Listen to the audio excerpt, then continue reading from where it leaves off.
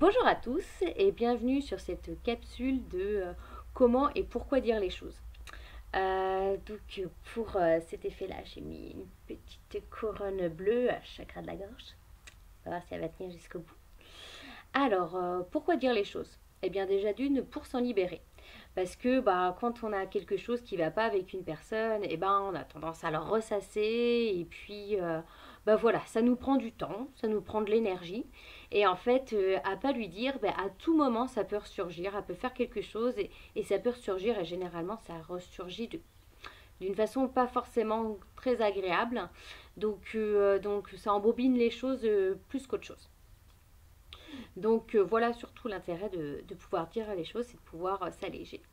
Et du coup, comment les dire? Donc généralement, on a du mal à dire les choses parce que on ne sait pas comment le dire, on ne sait pas comment la personne elle va réagir, et on a peur de blesser, on a peur d'être maladroit et de dire les choses de façon brusque. Moi, ce que je fais, c'est que je m'entraîne. Alors, je m'entraîne, soit je me fais des petits films dans lesquels il y a la personne et puis je peux m'entraîner à lui dire, je vois les éventuelles réactions qu'elle pourrait avoir et puis voilà, j'imagine le dialogue comme ça. Sinon, quelque chose qui est aussi hyper intéressant, c'est de se connecter à elle, par exemple d'âme à âme, ou de se connecter à son ange gardien ou à son moi supérieur selon vos croyances, et de pouvoir dire ce que vous avez sur le cœur. Et que en fait les choses lui soient redites, mais de façon bien pour elle et que ça puisse l'aider dans votre relation. Voilà, donc ça peut être aussi une chose intéressante. Et puis, bien sûr, ce qui est hyper intéressant, c'est de pouvoir lui dire face à face. Donc, moi, j'ai eu l'occasion de le faire hier, où j'avais rencontré une personne dans le cadre de mon ancien travail. Alors, je ne l'ai pas connu très longtemps, mais sa façon d'être, sa posture, en fait, m'impressionnait et faisait que j'avais tendance à me recroqueviller et du coup, je me sentais sur la défensive. Alors, du coup, j'arrive bien à me contrôler, mais bon, quand même, je me suis dit que ce serait un cadeau pour moi de pouvoir lui dire, parce que en lui disant, du coup, je me sentirais plus libérée la prochaine fois que je la verrai, je serais pas dans un état de tension.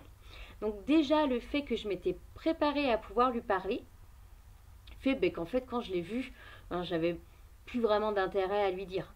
Je me sentais plus sur cette crainte ou chose comme ça.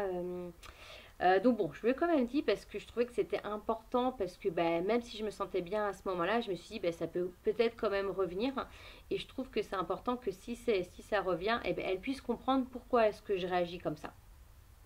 Donc je lui ai dit, elle m'a remercié de lui avoir dit, et puis elle m'a dit peut-être qu'il faut que moi je me re-questionne sur comment est-ce que je me présente au monde et tout. Et je me suis dit mince, c'était pas du tout le but. Et c'est vrai que quand je lui en ai parlé, j'ai vraiment essayé de faire attention, de bien lui expliquer que ça venait de moi et que c'était juste que elle faisait un miroir et qu'elle me renvoyait ça, mais qu'en fait c'était pas du tout contre elle. Parce que voilà, elle me renvoyait quelqu'un qui allait de l'avant et du coup, moi, à l'intérieur de moi, ça venait me rappeler des blessures à moi. Et, euh, et du coup, après, je me suis dit, mais en fait, c'est pas mon problème finalement, elle, comment est-ce qu'elle prend les choses.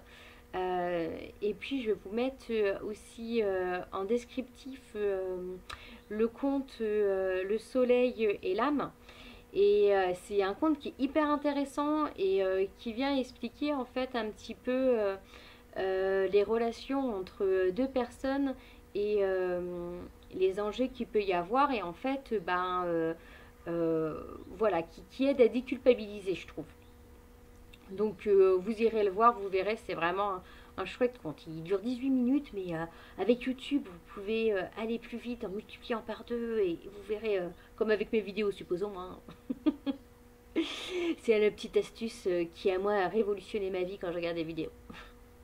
Et donc bon, pour revenir à ma petite histoire, du coup je me suis dit cette personne en fait maintenant ça la regarde, et en fait ce que je viens de lui dire c'est peut-être un cadeau aussi que je lui fais, peut-être qu'elle a des choses à avancer sur certaines choses, et vous voyez comment en fait finalement je me déculpabilise en me disant ouais, j'aurais peut-être pas finalement dû lui dire, peut-être que ça lui fait du mal ou pas, enfin voilà. c'est une façon aussi de pouvoir voir les choses autrement et de pouvoir voir les choses de façon apaisée. Franchement, ce petit conte, il est top. Donc voilà en fait un petit peu ce que je voulais dire, vous dire dans cette petite capsule.